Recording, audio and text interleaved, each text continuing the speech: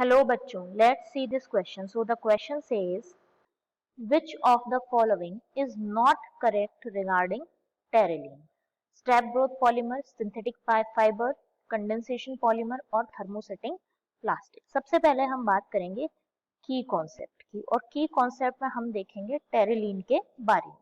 Okay, तो terylene जो है आपका ये फॉर्म होता है दो डिफरेंट मोनोमर्स से, जिसमें एक तो आपका होता है टेरिथैलिक acid and other one is ethylene glycol.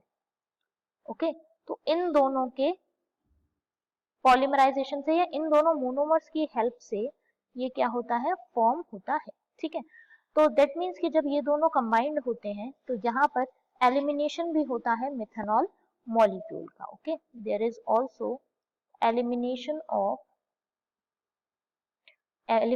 of methanol molecule.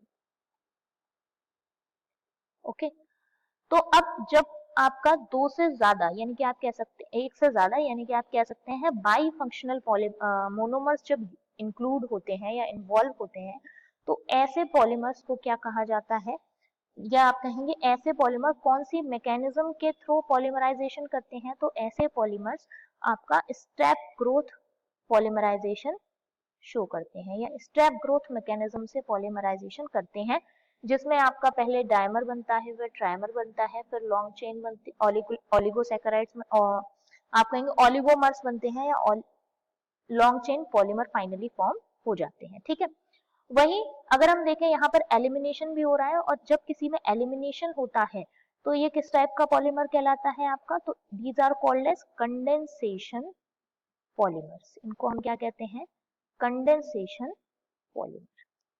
इसके बाद अगर हम बात करें कि ये किस टाइप का है, सोर्सेस के बेसिस पे ये किस टाइप का पॉलीमर है, तो ये आपका किस बेसिस पे होता है, मैकेनिज्म के बेसिस पे.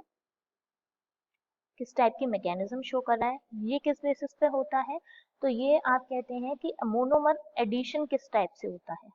ठीक है, या मोनोमर जो है वो कंबाइंड किस तरीके से हो रहे हैं, उस बेसिस पे हम, ये वाला टाइप हो गया, तो मोनोमर के कॉम्बिनेशन के बेसिस पे हो गया आपका कंडेंसेशन पॉलीमर.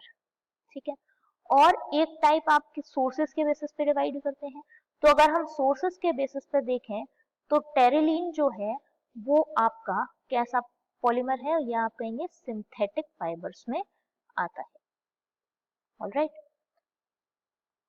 लास्ट हम बात करें तो on the basis of linkage. ठीक है, फिर अप्रोप्रिएटली आप कहेंगे फोर्सेस के बेसिस पे ये किस टाइप के पॉलीमर में आता है, तो फोर्सेस के बेसिस पे ये आता है थर्मोप्लास्टिक पॉलीमर्स में.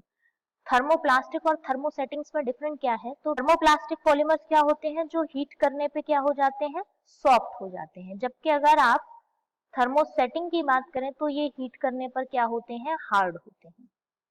ठीक है, क्योंकि इनमें जो क्रॉस लिंकिंग होती है उसकी वजह से. तो यहाँ पर चार चीजें हमने क्या देखी, एक तो ये स्ट्रैप ग्रोथ पॉलीमर है, दूसरा ये कंडेंसेशन पॉलीमर है, तीसरा ये सिंथेटिक फाइबर है, और चौथा ये क्या है, थर्मोप्लास्टिक है, थर्मोसेटिंग नहीं है. Right, so the most appropriate answer of this question is option number 4, that is thermosetting plastic. I hope you understand this question. Best of luck.